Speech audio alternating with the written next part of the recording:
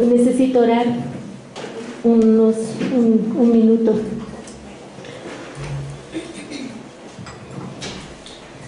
Padre bueno, gracias por este día, Señor, gracias por reunirnos una vez más, gracias por tu presencia maravillosa, Señor, gracias por todo lo que tú haces y vas a hacer, Padre. Este día te encomiendo, Señor amado, y reconociendo la gracia en cada una de las personas que estamos aquí, Señor, para que puedan recibir, Padre, de ti.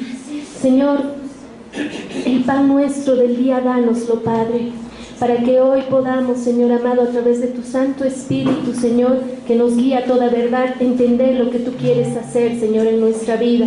Padre, lo que me has dado lo doy, Señor, en el nombre de tu Hijo Jesucristo, Padre. Gracias. Amén. Para mí es nuevamente un gusto poder estar con ustedes. Vamos a compartir algo hermoso y, sabes, mientras anoche estaba en mi cama y mientras en este momento oraba, yo le decía qué pan voy a dar y cómo voy a hacer y recordaba lo que en Mateo 6 dice, ¿no? Que danos hoy el pan nuestro de cada día. Cuando tú dices el pan nuestro de cada día, ¿no es acaso una redundancia que le estás diciendo? No bastaba con que Jesús solamente diga danos pan hoy y listo, pero dice Jesús, danos hoy el pan nuestro de cada día. Es como una redundancia, ¿no? Y buscaba hace rato mientras alabábamos, y en Proverbios 38 dice, aleja de mí la mentira y las palabras engañosas, no me des pobreza ni riqueza, dame a comer mi porción de pan, ¿ya? Entonces creo que es importante cada día nosotros podamos pedirle nuestra porción de pan. Por eso Jesús enfatizó aquí, dijo, danos hoy el pan nuestro de cada día. Implica tiempo, implica que cada día es algo específico para ese momento, ¿no? Yo me imagino como revelación, no sé, bien hermoso es el Padre. Voy a comenzar contándote una historia que obviamente está dentro de la historia, y lo voy a hacer así para que podamos entender, ¿ya? Vamos a hablar acerca de este escritor griego que se llamaba Heródoto. Él era un historiador griego que cuenta la historia de un rey y te la voy a contar. Este rey se llama Astiages. Este rey tenía un gran reino y tenía una hija que se llamaba Mandane, ¿ya? Su hija era hermosa, obviamente, princesa, todo, pero este rey un día tiene un sueño. Sueña con que su hija, de su hija nace un río, y ese río inunda todo, y es un río grande.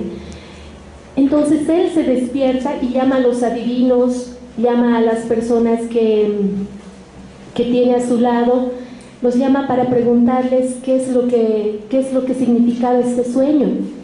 Y estos adivinos le dicen, bueno, los que interpretan el sueño le dicen, el río, tu hija está embarazada, le dice primero, tu hija está embarazada y pronto va a tener un hijo, y ese río que has visto correr es el niño que va a nacer y que va a inundar todo, va a ser rey en vez de ti. Le entra terriblemente la angustia a este rey Astiages y dice, ¿cómo es posible? Nadie puede suplantarme, yo soy rey y mi hija va a tener un hijo pronto, no es posible, quiero que lo maten. Manda a su hombre de confianza y le dice, ve y lleva a mi hija a un lugar recluido y ahí en cuanto nazca el niño lo matas. Perdón, lo matas. Entonces este es qué sé yo, su primer comandante, el que le servía, que se llamaba Harpago, le dice, no pienso hacer eso. O sea, nace el bebé y él se lo lleva y dice, no pienso manchar mis manos con sangre, definitivamente no voy a ser parte de este asesinato y no voy a cumplir la voluntad del rey. Por tanto, él manda a otra persona, ¿ya? Llama a Mitradates, que había sido un pastor de una región lejana, y lo manda a traer a Mitradates y le dice, llévate a ese niño. El rey Astiages dice que lo hieres a un lugar alejado y lo dejes ahí para que sea presa y muera. Entonces el pastor agarra al niño, lo envuelve y lo lleva a su casa. Y su mujer, una vez ahí, mira al bebé hermoso, gordito, recién nacidito, y se compadece su corazón y llora y se arrodilla delante de este pastor y le dice: no lo mates, lo criaremos. Entonces el pastor no puede hacer otra cosa ante el llanto de su esposa y crían a este bebé, ¿ya? Y este bebé va creciendo con el padre que no era su padre, era un pastor y se cría como pastor, ¿ya? Voy a compartir esta mañana, vamos a hablar para entender lo que Dios quiere hablarnos más adelante sobre Ciro, el rey de Persia. Él era ese niño, se salvó de 3 personas que lo querían matar, se salvó del rey, de su segundo comandante, o sea, de la persona que le había entregado, y del pastor también, ¿ya? ¿Y por qué? Porque Dios tiene propósito en todas las cosas que hace en nuestra vida y Él puede preparar de antemano muchas cosas para que nosotros entendamos su voluntad y Él cumpla su propósito, ¿ya? Vamos a hablar de Ciro. Mira, casi 160 años antes que ni siquiera naciera este bebé, Dios ya le había declarado al profeta Isaías que salvaría a su pueblo, que haría muchas cosas a través de Ciro, ¿ya? Y para que se cumpla esta palabra, que es como una profecía de lo que les acabo de contar, la historia de este niño y del rey Astiages y de Mandane, su hija, por favor comencemos en Isaías 44:28.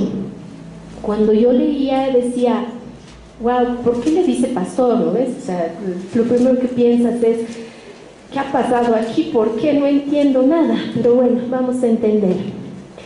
En Isaías 44:28 dice, Dios está hablando y dice: el que dice de Ciro, Él es mi pastor y Él cumplirá todos mis deseos. Y dice de Jerusalén, será reedificada y al templo serán echados sus cimientos, ¿ya? O sea, aquí ya Dios ya estaba cumpliendo su profecía, porque dice: Él es mi pastor. Yo no entendía primero, hasta que entendí que Dios lo había guardado 3 veces a este hombre de la muerte para criarse, no con su verdadero padre, no con su verdadera familia, sino con un pastor de ovejas, ¿ya?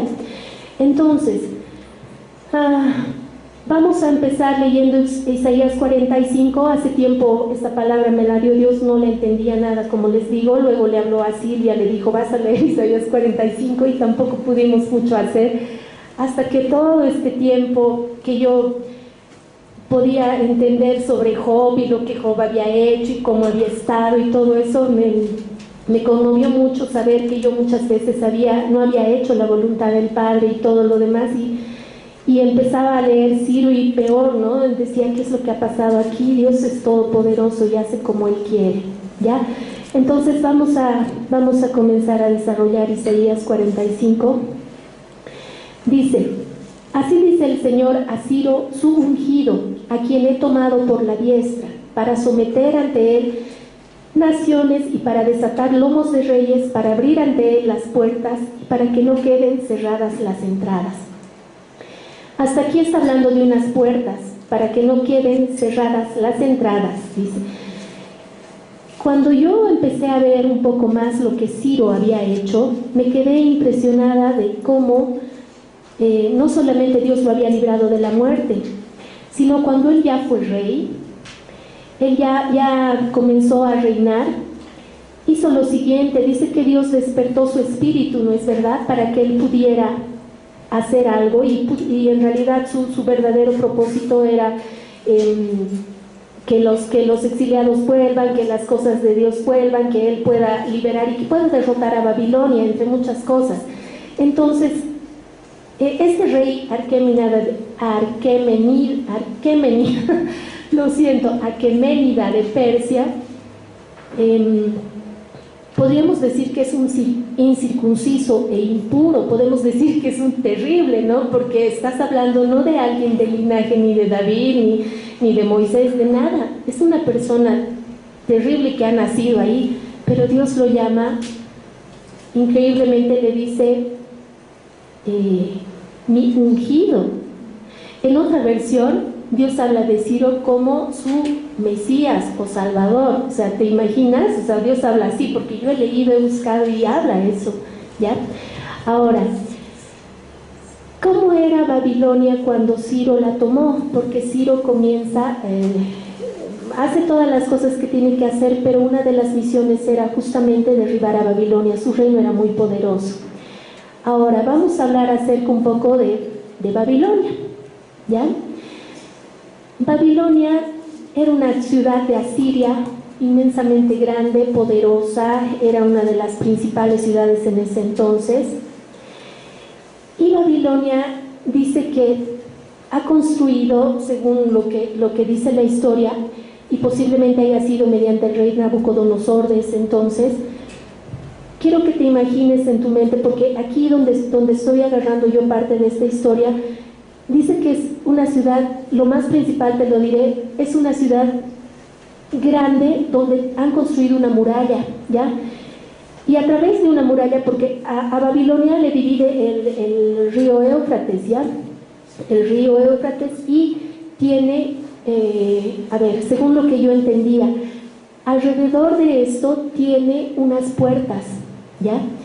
Mira cuán tremendas eran estas puertas. Dice que tenían 87 pies de grueso, 350 pies de altura, 480 estadios que hacen 20 leguas de circuito que formaba esa parte de lo que te estoy hablando, esa muralla como de puertas, y formaban un cuadrado perfecto.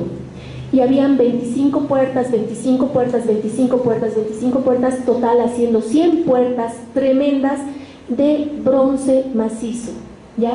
Me imagino que tenían cerraduras, por eso que en Isaías 45 le dice Dios: para someter ante él naciones y para desatar lomos de reyes, para abrir ante él las puertas, para que no queden cerradas las entradas, yo iré delante de ti y allanaré los lugares escabrosos, romperé las puertas de bronce y haré pedazos sus barras de hierro. Te daré los tesoros ocultos y las riquezas de los lugares secretos, para que sepáis que soy yo el Señor, Dios de Israel, el que te llama por tu nombre, ¿ya? Entonces, cuando yo leía Isaías 45 decía, pero ¿de qué está hablando? ¿De qué puertas? Estas puertas que habían en Babilonia. Ahora, Babilonia, ¿qué es Babilonia? ¿Qué es? Yo incluso le preguntaba a la Mayita, le decía, ¿qué cosa es Babilonia? ¿Cómo es? Porque quería entender más, ¿ya? Babilonia viene de Babel, o sea, conocemos la Torre de Babel. Babel ha sido fundada por Nimrod, que era el nieto de Noé, pero quiero que entiendas de dónde viene esta palabra Babilonia, ¿ya?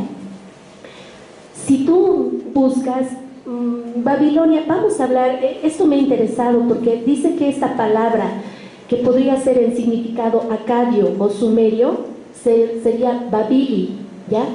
Y significa puerta de los dioses, ¿ya? Así dice que significa Babili, puerta de los dioses. Pero en arameo o hebreo significaría Babel significaría, derivaría de Balal, que su significado sería confundir, porque eso está descrito en Génesis 11:9. Entonces, si podemos ver como un significado de Babilonia, nosotros sabemos que Babilonia sería como un signo de idolatría, de soberbia, sería de soberbia humana, tendría también que ser del orgullo, de todo lo que confunde, de aquello que manipula, que engaña, que absorbe la vida y trae la muerte. Más o menos ese sería el significado de Babilonia, ¿ya? Y Ciro tenía que luchar contra esta ciudad. Ahora,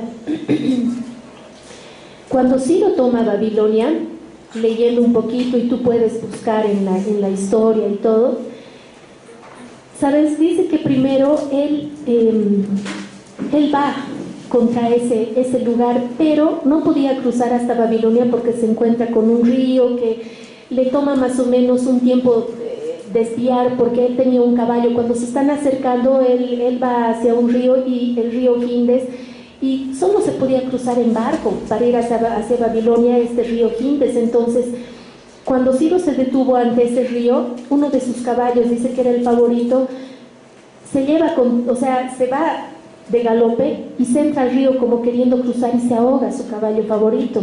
Entonces reniega Ciro y dice, no es posible, este río yo lo voy a derribar. Entonces tenía su impetuosidad, ¿no? Ciro, y pierde un año en conquistar Babilonia y comienza a hacer que desvíen en 360 canales este río para que sea más bajo y él pueda cruzar hacia Babilonia para conquistarla, ¿ya? Ahora, cuando ya tenía que atacar Babilonia, esto le pasa y después del tiempo que ya transcurre, él logra llegar a Babilonia. Derrota el río Jindes, para él no ha sido nada, por eso en su palabra Dios, y por eso dice, ¿no? Allanaré los lugares escabrosos, te daré tesoros ocultos, dice, para que sepas que yo soy Señor. Si tú lees, está hablándole de grandes cosas que Dios va a hacer a través de él para que no se detenga hasta su propósito, ¿ya? Eso es lo más importante. Ahora, voy a mencionarte que él, cuando conquista Babilonia, coloca regimientos de sus tropas en el lugar del río, o sea, ya los coloca, pero hace algo bien importante. Él pone sus tropas en el inicio del río Éufrates y en la otra parte, ¿ya? Y cuando él de alguna manera ha vencido al río Jindes, ha hecho que esos canales o eso, como el agua ha bajado, entonces él pueda cruzar fácilmente y ha podido llegar hasta Babilonia, según lo que menciona la historia, y ha desviado el Éufrates por medio de ese canal antiguo. Entonces se había convertido entonces en un pantano, dice, esa parte del Éufrates, y el nivel del río ha descendido de tal manera que él podía cruzarlo, dice. Ahora, el ejército persa que había quedado en Babilonia se introdujo en el arroyo, dice eso, y cuenta que, permíteme, me he perdido,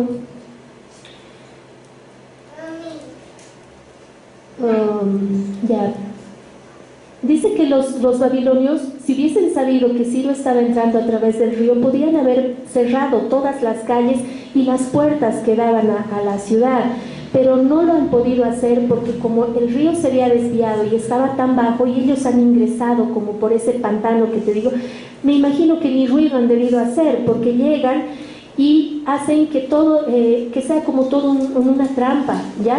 Ahora, hay una cosa más, dice que los persas del alrededor se dan cuenta, luchan pero son vencidos, ¿ya? O sea, perdón, los asirios luchan y son vencidos por los persas, pero los de adentro, porque esta ciudad era grande, los de adentro dice que ni se dan cuenta porque estaban en una fiesta, ¿ya? Para ese entonces, cuando Ciro conquista Babilonia, ya no estaba Nabucodonosor, que era el rey que por 70 años ha tenido a Judá, sino ya estaba el rey Belsasar, ¿ya? Entonces, eso describe en el capítulo 5 de Daniel, esa parte pasa, ¿no? Cuando Belsasar está feliz en fiesta, pasa que vienen y toman la ciudad.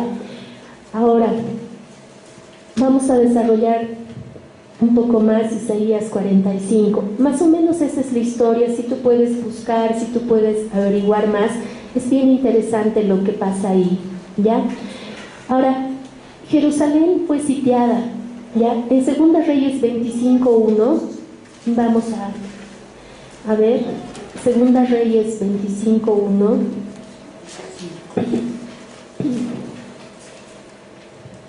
Dice, y aconteció que en el 9º año de su reinado, en el 10º mes, el día 10 del mes, vino Nabucodonosor, rey de Babilonia, él y todo su ejército contra Jerusalén, acampó contra ella y construyó un muro de asedio alrededor de ella.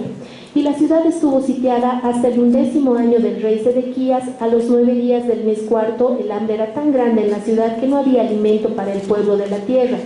Y al ser abierta una brecha en la ciudad, todos los hombres de la guerra huyeron de noche por el camino de la puerta entre las dos murallas junto al jardín del rey, estando los caldeos alrededor de la ciudad, y se fueron por el camino de Arabá. Esta partecita te estoy leyendo porque dice que Jerusalén es sitiada. ¿No es verdad que alguna vez cuando ya compartimos dijimos que eran el reino de Israel y el reino de Judá? ¿No es verdad? y que estos reyes no hacen lo bueno delante de Dios. ¿Te imaginas cuánto Dios se cansa para poder permitir que Jerusalén o Judá, perdón, sea sitiada 70 años para sufrir? Porque Dios dice que lo permite, ¿ya? Cuando yo también seguía leyendo todo esto, ¿sabes? Si vamos a Jeremías, por favor, acompáñame. Quiero que todo lo respalde la palabra del Padre, porque sé que hoy día tú tienes que entender algo. Jeremías 25. Jeremías 25, 1 al 12, ¿qué dice?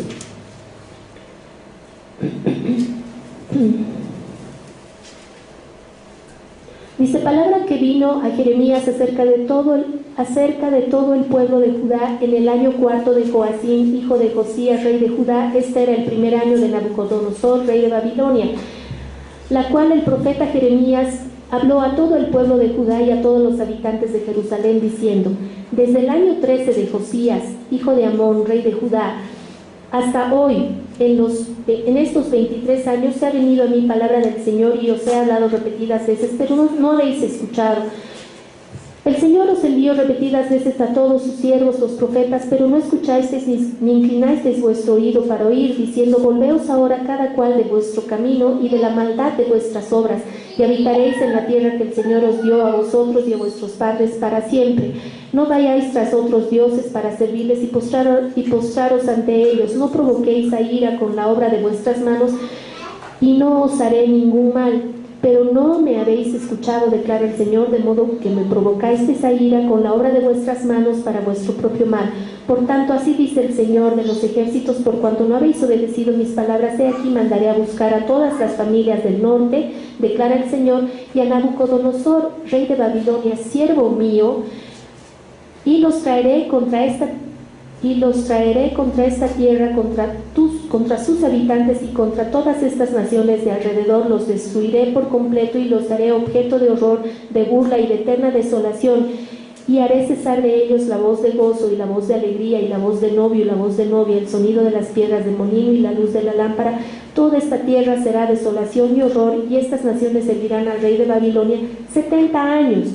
Después que se hayan cumplido los 70 años, castigaré al rey de Babilonia y a esa nación por su iniquidad, declara el Señor, y a la tierra de los caldeos le haré una desolación eterna. ¿Ya? He leído toda esta parte para que entiendas. Estaba tan cansado Dios, estaba tan harto de tanta cosa que ellos hacían. ¿Ya? Cuando yo leo esto y digo: qué increíble, cómo Dios puede escoger a una persona que ni siquiera es de linaje, como era Ciro, y cómo puede decir a Nabucodonosor, que es su siervo, que va a hacer y que todos nos sujetemos a Nabucodonosor 70 años.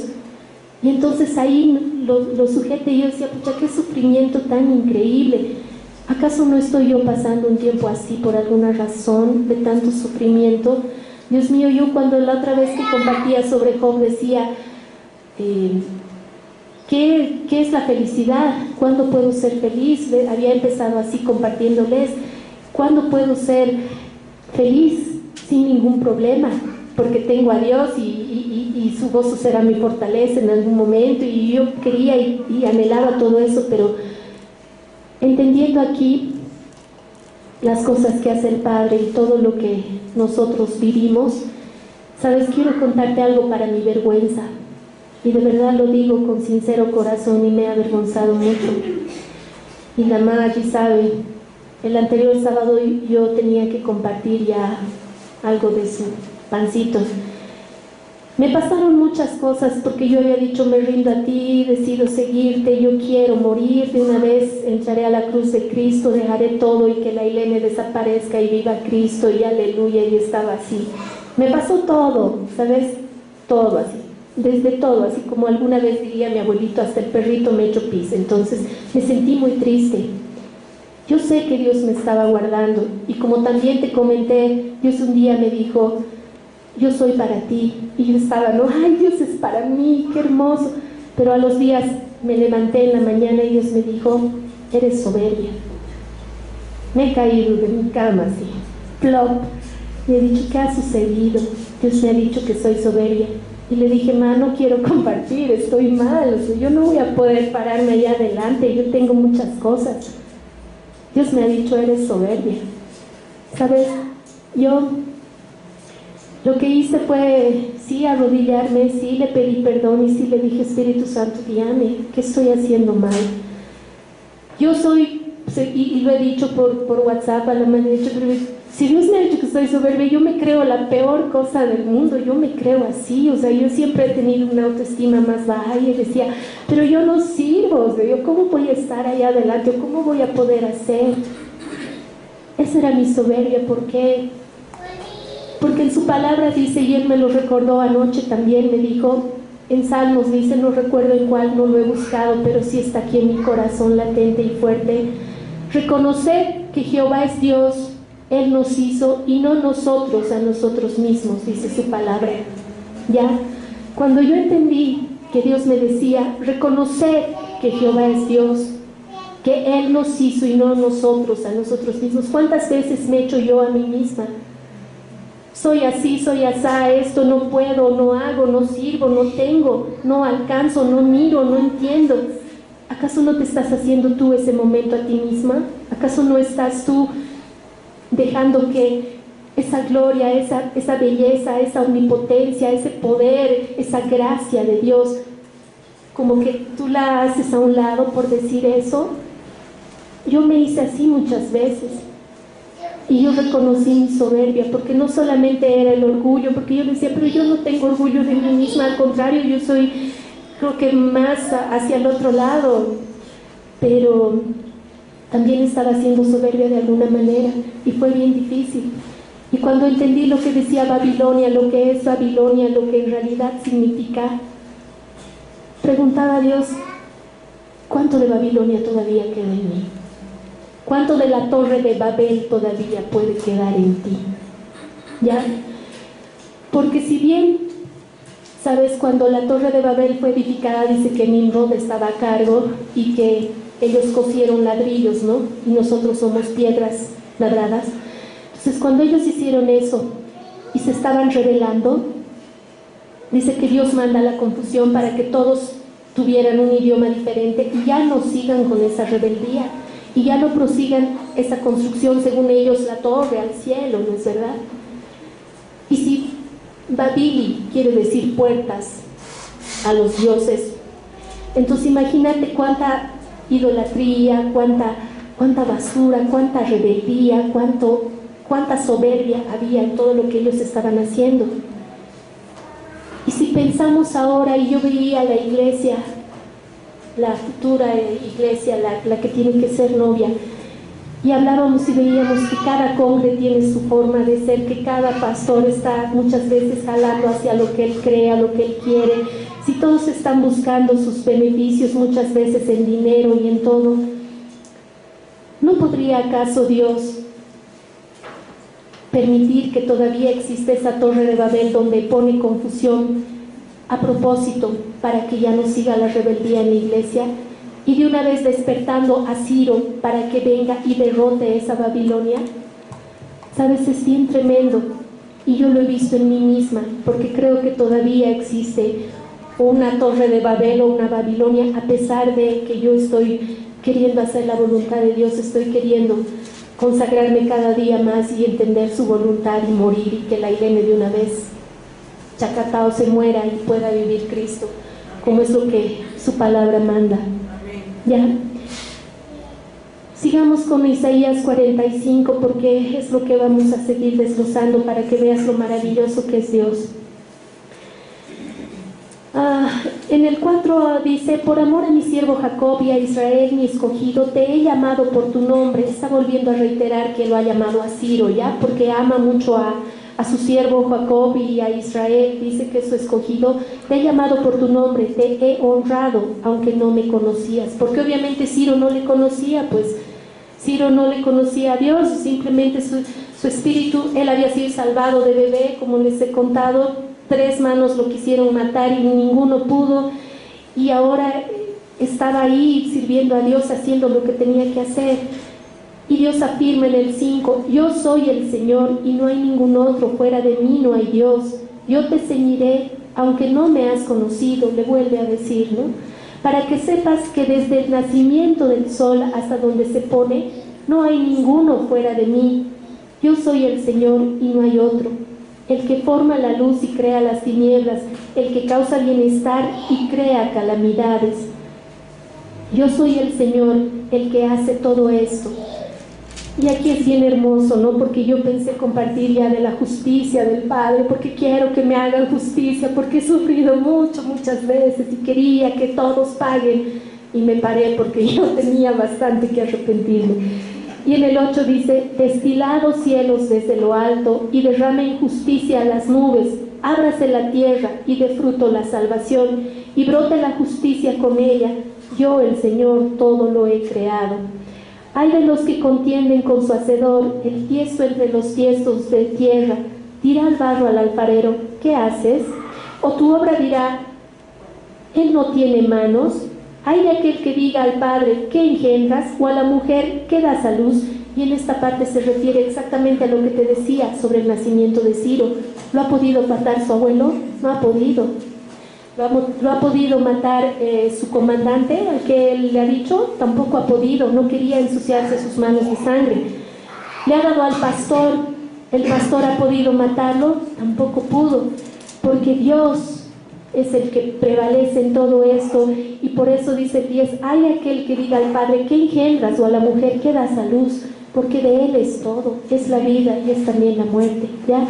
Así dice el Señor, el Santo de Israel y su Hacedor, preguntadme acerca de las cosas venideras, tocante a mis hijos, y dejaréis a mi cuidado la obra de mis manos. Esto es hermoso, ¿no? Porque Dios se ocupa de todo desde el principio. Por eso es que ahora entiendo que sí, efectivamente sí. Ilene Mariño González ya estaba en el cielo desde antes de la fundación. Ya yo tenía que estar aquí, tú tenías que estar aquí, cada uno de nosotros los que estamos aquí teníamos decididamente que estar. Y aunque te quisieron de repente abortar, te quisieron matar, te quisieron sacar la mugre, te quisieron hacer lo que sea, nadie ha podido, porque dice aquí que dejaréis a mi cuidado la obra de mis manos.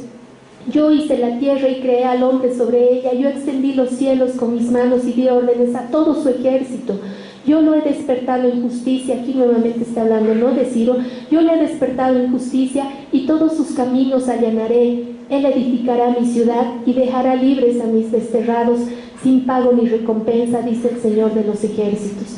El 14 continúa, dice, está hablando de todas las riquezas de todas las cosas. Dice, así dice el Señor, los productos de Egipto, la mercadería de Cus y los sabeos, hombres de gran estatura, pasarán a ti y tuyos serán. Detrás de ti caminarán, pasarán encadenados y ante ti se inclinarán, te suplicarán. Ciertamente Dios está contigo y no hay ningún otro. Está hablando de su poderío y de todo lo que Él iba a hacer.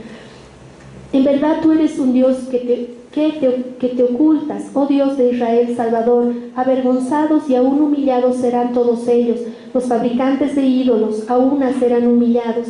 Israel ha sido salvado por el Señor con salvación eterna. No seréis avergonzados ni humillados. Aquí ya está hablando de que Dios aún desde ese momento también veía la salvación de su pueblo Israel, ¿ya? Porque ese era el propósito de Ciro. Entonces, no seréis avergonzados ni humillados por toda la eternidad, dice. Porque así dice el Señor que creó los cielos. Él es el Dios que formó la tierra y la hizo. Él la estableció y no la hizo un lugar desolado, sino que la formó para ser habitada. Yo soy el Señor y no hay ninguno otro. No he hablado en secreto en alguna tierra oscura, no dije a la descendencia de Jacob, buscadme en lugar desolado. Yo, el Señor, hablo justicia y declaro lo que es recto. Aquí viene y habla a todos, reuníos y venid, juntos acercaos, fugitivos de las naciones. No tienen conocimiento los que llevan su ídolo de madera y suplican a un Dios que no pueden salvar. Declarad y presentad vuestro caso. Aquí es donde yo decía, sí, voy a presentar mi caso, que me hagan justicia. Yo decía, ¿no?, cuando leía, declarad y presentad vuestro caso. Sí, que deliberen juntos. ¿Quién ha anunciado esto desde la antigüedad y lo ha declarado desde entonces? ¿No soy yo el Señor?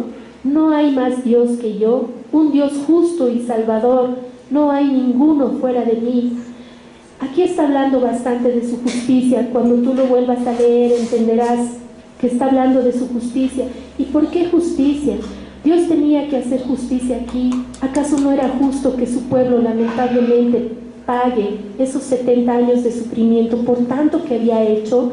¿Acaso ellos no le negaron, no hicieron ídolos, no destrozaron? Si cuando uno de los reyes, si leemos otras partes de Crónicas y en Segunda de Reyes, habla que saquearon la casa de Dios, llevaron los utensilios de la casa del Padre, las regalaron a los reyes, hicieron tanto destrozo. ¿Acaso Dios no es suficientemente justo como para poner esa justicia ahí y hacerlo bien y decir: te amo tanto que voy a permitir que 70 años te domine Nabucodonosor y después recién te voy a rescatar? Porque dentro de las cosas que Dios me habla en algún momento que yo le puedo escuchar así más claramente, te cuento que el otro día me decía: a mis hijos yo los disciplino, ¿no? Porque está en la Biblia, y yo leía eso en Proverbios, y decía: pero ya me has disciplinado tanto, ¿qué más pues vas a hacer? Porque realmente yo sentía que sufría harto y que me sacaba la mugre cada día, ¿no? Y era un empezar otra vez me sacaba la mugre y otra vez. Y entonces es así como Dios obra en su justicia, porque para nada es igual a la nuestra, ¿ya?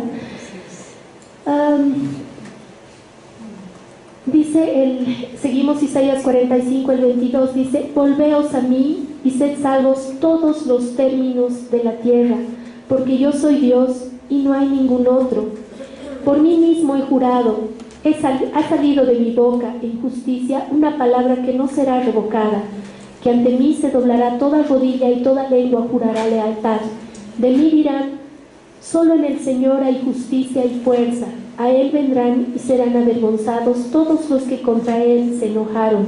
En el Señor será justificada y se gloriará toda la descendencia de Israel. Amén. Ese es el Salmo Isaías 45, ¿ya? ¿Sabes?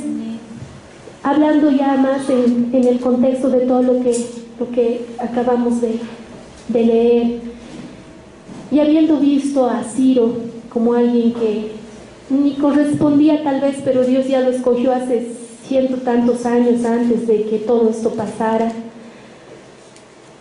Cuando él invade Babilonia, lo hace, y lo más chistoso también de esto es que en Daniel 5, bien lindo describe, ¿no?, como el Belsasar, que era el rey de ese entonces, porque obviamente Nabucodonosor no vive los 70 años reinando, reina gran parte, y Nabucodonosor es un tirano y es un soberbio, ¿ya? Porque si nos vamos a Daniel 5, para que entendamos también esta parte, no quiero que nada se quede sin que sea respaldado por la palabra. Si nos vamos a Daniel 5, ¿qué le pasa a Nabucodonosor? Tú lo conoces, tú sabes lo que le ha sucedido. Nabucodonosor fue cambiado en una bestia, ¿no ve? ¿Y por qué fue? Por su soberbia, por su arrogancia, por su orgullo, ¿ya? Cuando yo leí eso, ¡ay, socorro! Voy a ser transformada en una bestia. Es que cuando eres soberbio eso te pasa, pues, eso te sucede. Daniel 5.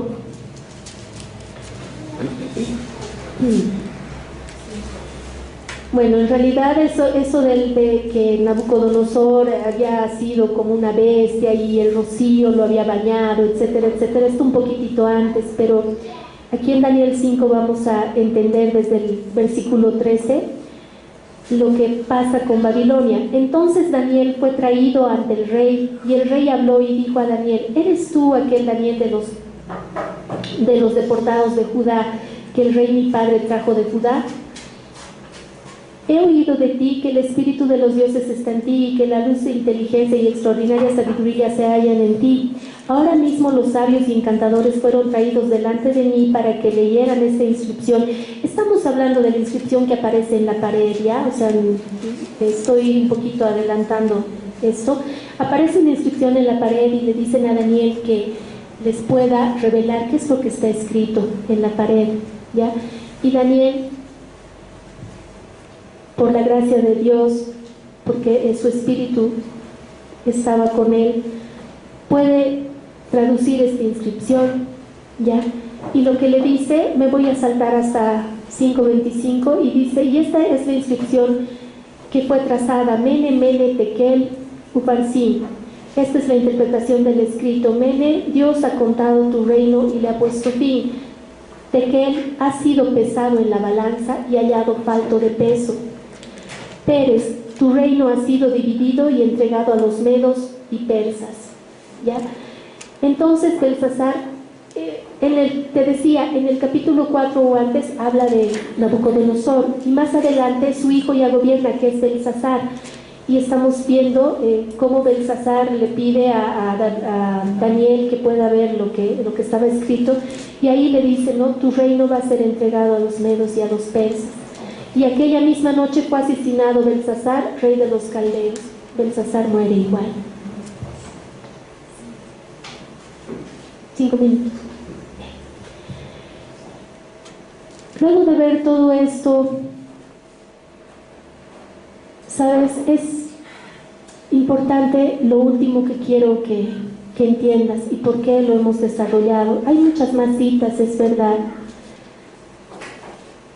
pero lo que más importante es aquí es que si tú puedes reconocer qué cosa hay en ti todavía, si hay una Babilonia que todavía está ahí, sea con soberbia, sea con orgullo, sea con, como te decía, no siempre mi soberbia era creerme lo máximo, yo soy la más linda, la más capa, la más... No, yo me creía lo menos, pero creo que la importancia en esto está reconocer que Dios es Dios y Él hace como quiere y Él juzga a su modo, Él tiene la justicia en Él mismo, ¿ya?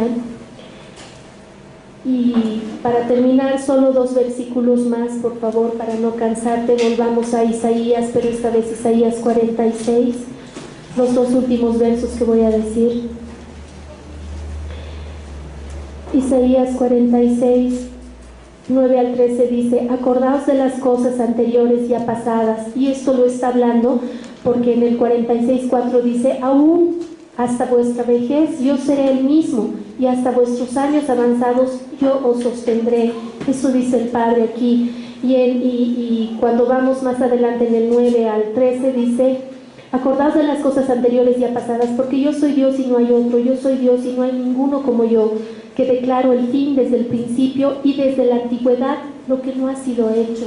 Ya Dios tiene todo ya trazado, planeado, bien hecho en sus tiempos. Yo digo, mi propósito será establecido y todo lo que quiero realizaré. Yo llamo del oriente un ave de rapiña y de tierra lejana al hombre de mi propósito. ¿Ves cómo Dios escoge a todos? Dios hace así.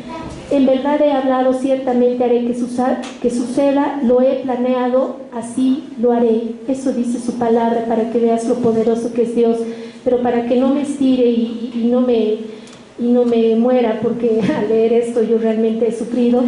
Por favor, terminemos 1 Pedro 5, 6 al 10. 1 Pedro 5, 6 al 10, y con esto termino. 1 Pedro 5, del 6 al 10. Humillaos, pues, bajo la poderosa mano de Dios, para que Él os exalte a su debido tiempo, echando toda vuestra ansiedad sobre Él, porque Él tiene cuidado de vosotros. Sed de espíritu sobrio, estad alerta. Vuestro adversario, el diablo, anda al acecho como león rugiente buscando a quien devorar, pero resistidle, firmes en la fe, sabiendo que las mismas experiencias de sufrimiento se van cumpliendo en vuestros hermanos en todo el mundo. Y después de que hayas sufrido un poco de tiempo, el Dios de toda gracia, que os llamó a su gloria eterna en Cristo, Él mismo os perfeccionará, afirmará, fortalecerá y establecerá. A Él sea el dominio por los siglos de los siglos. Amén. Amén. Gracias.